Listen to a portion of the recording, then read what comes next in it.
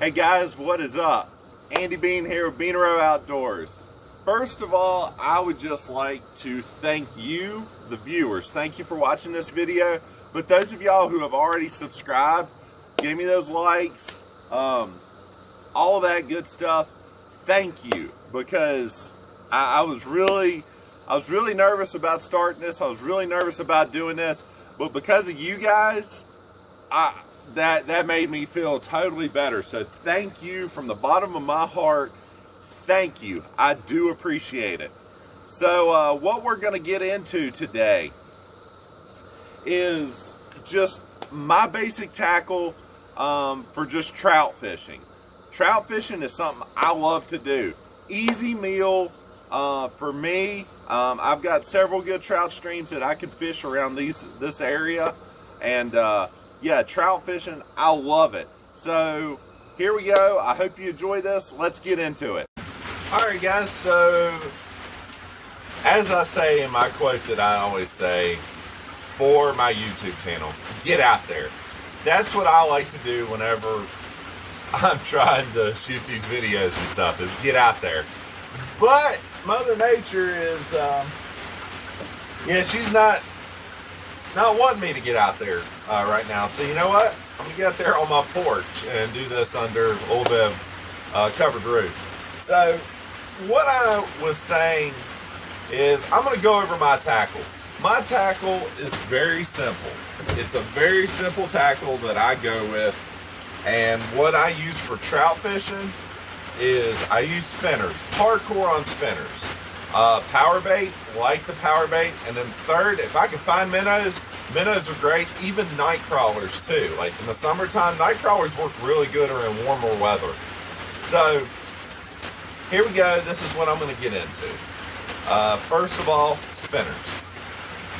Spinners are, to me, they're what everybody uses. To me, I call spinners a good locator. Spinner is a good locator for trying to find trout. Watching the water and stuff like that to see if you can see one come out from under a rock after your spinner, and then you can work in your arsenal of tackle, as I would say. So on a spinner, there's many different kinds of spinners that I use, but I will just keep the list short. As I like to say, keep it simple. I'm all about trying just to keep it simple. So in fishing, you do not have to be decked out in the most expensive stuff.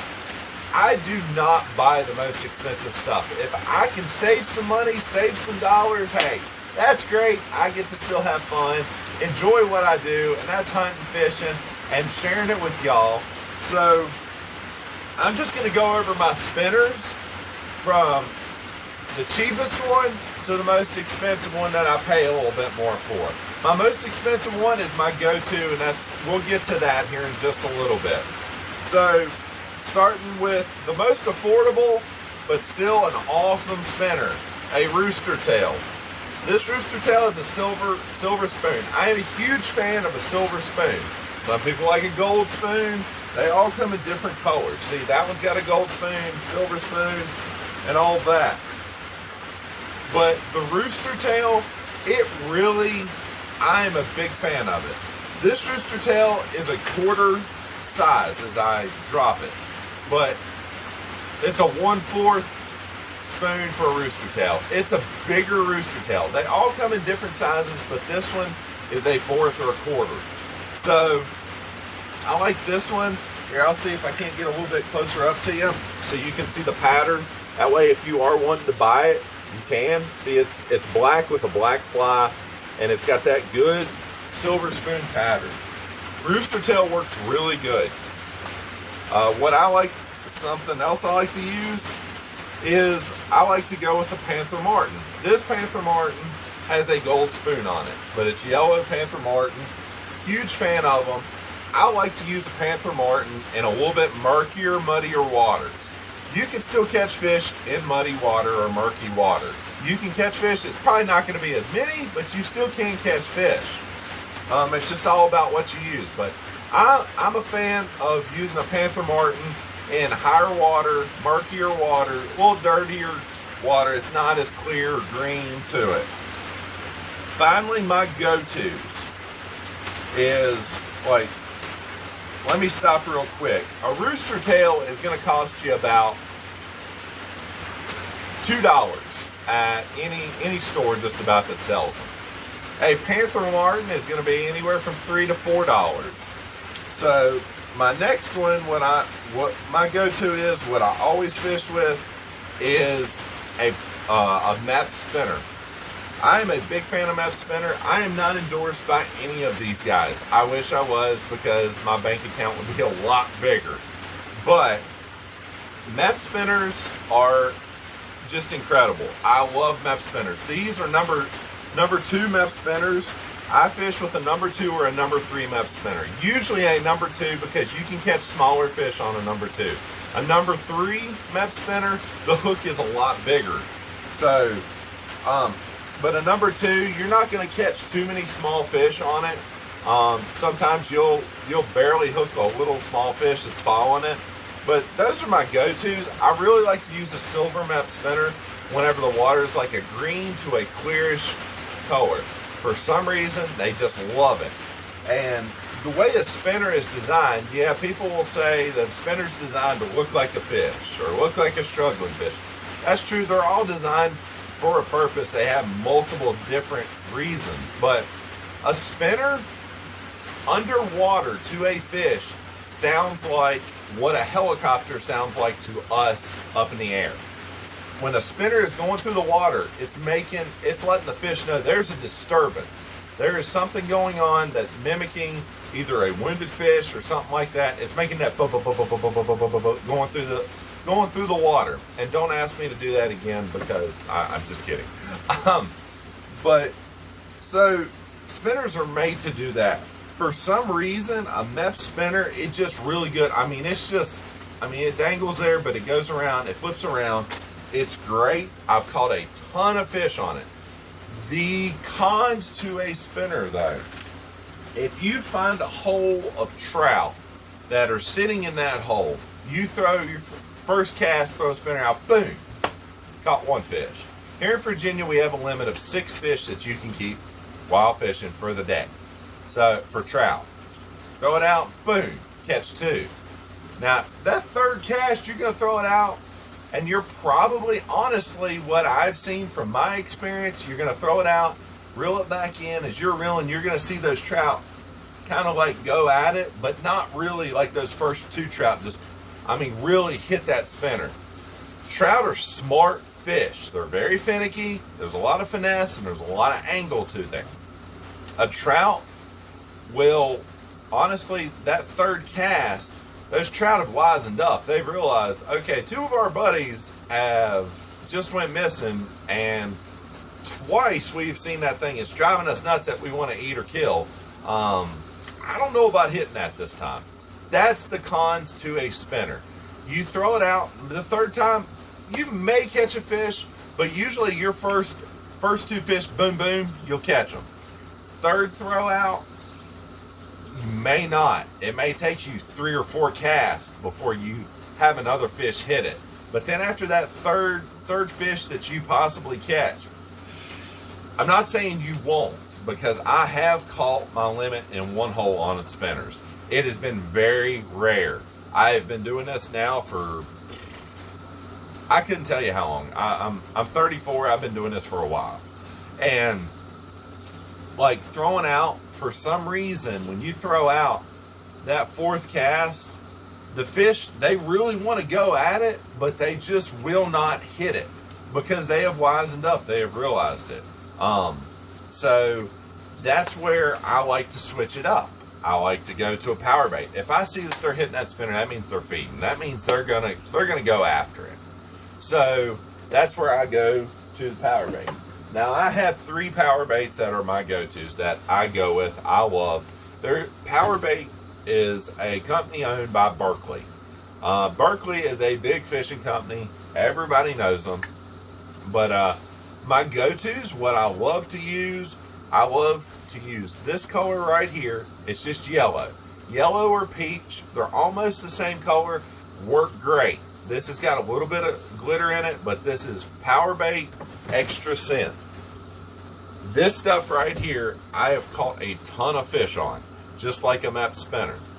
Now, my second go-to, which I actually need to buy some more, is white Power Bait. Works great. It's got glitter in it. I love it. As you can see, I use it pretty often. I mean, this can it's almost empty. So, I like to go with that. Now, stock trout, for some reason, stock trout really like this. It's just brown Power Bait. And the reason I think they like it so much is because brown Power Bait for a stocked fish that comes from like the hatchery or whatever, it mimics and looks just like their bait food that they're used to being fed all the time. So they see that brown and they're like, oh, okay, it's feed time. And they'll hit it. So brown Power Bait works really good. Those are my three go-tos. Some people use salmon eggs. Nothing wrong with using a salmon egg.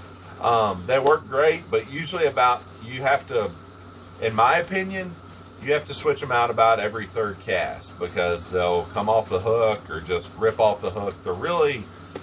They're not put together really well. So the next thing I'm going to go with is my hooks.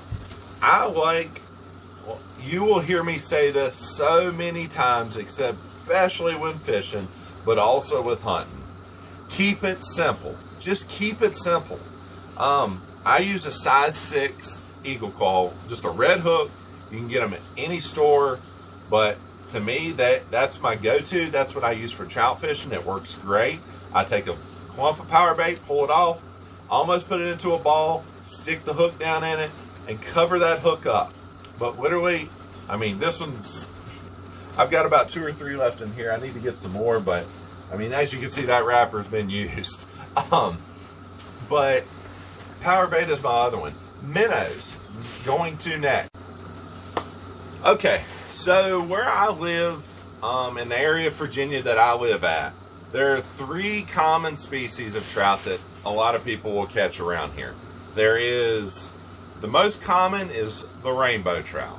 Rainbow trout around here, most common fish. If you catch a trout, more than likely it's probably going to be a rainbow trout. Then there is a brook trout. Brook trout, also known, you'll hear people say, oh, that's a native trout. That's a brook trout. Brook trouts are native. Native brooks, whatever you want to say. Everybody's got a different name, but then there's brook trout. Brook trout and rainbow trout are stocked fish. Third, that is also a stocked fish by the Department of Game and Inland Fisheries. That's who our game wardens work for. That's who everybody that is anything outdoors with hunting or fishing that goes through the Virginia Department of Game and Inland Fisheries. The third fish is a brown trout. Now that is where I get to my third bait.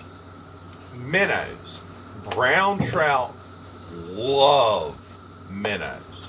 If you can find live minnows to fish with, I mean, just about any trout, but brown trout especially, they will tear up minnows. They love them. A lot of times you're going to pay a little bit. So if you can find minnows, that is great. It is very hard to find minnows, though. I have a bee flying beside me, and I do not want to get stung. So, okay, it went off. But those are the 3 types of trout that you can fish around here, and those are my 3 go-tos. Spinners, number 1, Power Bait, then minnows. If I have minnows, it goes to number 1. It goes to the top of the list. But trying to find minnows is really hard. Minnows just works great for everything. I mean, you think about it. Anybody at bass fishes, they'll tell you, oh, little fish, like little minnow, works great for bass. Pike, or not pike, pickerel around this area. Crappie, works great for them. So those are the 3 go-tos on which those types of bait that I like to use for trout. So getting into that, what my tackle, I've showed you what my tackle is, but I'm going to show you other things that I use and carry on me. I'm just going to go through a real short list, real quick list, won't bore you to death, but what I use. So for my fishing rod and reel, I mean, keep it simple. I like to, most bang for my buck, I like to keep it kind of cheap. And so that's why I go with this right here. Literally, this is a Daiwa Samurai, it's called. You can get them, I get mine at Dick's Sporting Goods. Again, I am not endorsed or sponsored by anyone. So, literally, that's all it is. I have 8-pound Berkeley Vanish fluorocarbon line. I'll actually get it for you here in just a second and show you what it looks like that I use. I like fluorocarbon because I am a huge fan of fluorocarbon, become a huge fan once I got into saltwater fishing and inshore fishing down at the Outer Banks, which is my second home. As you can see, I'll post videos about the Outer Banks and fishing down there, but I like fluorocarbon because it's very tough, but it's a lot smaller than monofilament. There's 3 different kinds of lines that you can get: monofilament, fluorocarbon, and braided. Braided casts a mile, and it's a lot more sensitive to touch, but I like this fluorocarbon because when it goes into the water, it's like the fish cannot see it. Fish, especially trout, have really great eyesight and vision. So I'm a fan of this. Literally, you can catch these on sale at Dick's Sporting Goods. You can usually get like 2 for $30 or buy one get one for like 20 bucks. I go through fishing poles hard. I am very hard on fishing poles. So I have bought expensive fishing rods and reels, and this right here just seems to hold up really well for the price. So I love these. They're great for bass fishing and everything. So, and as you can see, I have a MEP spinner on here. So that's what I use for my fishing pole and reel. Other stuff that I carry on me, always carry a net. This little cheapo net that I got down at the Outer Banks at Red Drum Tackle down in Buxton, North Carolina. That's where I love to go. But I think you can get a net like this for like 13 bucks. I like to keep a net on me because sometimes when you can't get in the water to like grab a fish, you can't just line pull it, hand line it out, or not hand line it, but just flip it up on the bank because it's going to break your leader or your knot or just your line. That's something. Sinkers, that's a must go to. I need to get some new sinkers because I'm almost out. I've went through a lot. Sinkers are what you're going to need for your power bait. When you're fishing with power bait, you're going to need a sinker so you can get it out there. But also, only thing that stinks about it, sometimes the sinker will get caught in between 2 rocks and you'll have to break your line. So there's that. This is literally what I fish with. If you see me fishing, you're going to see me have, this is my book bag.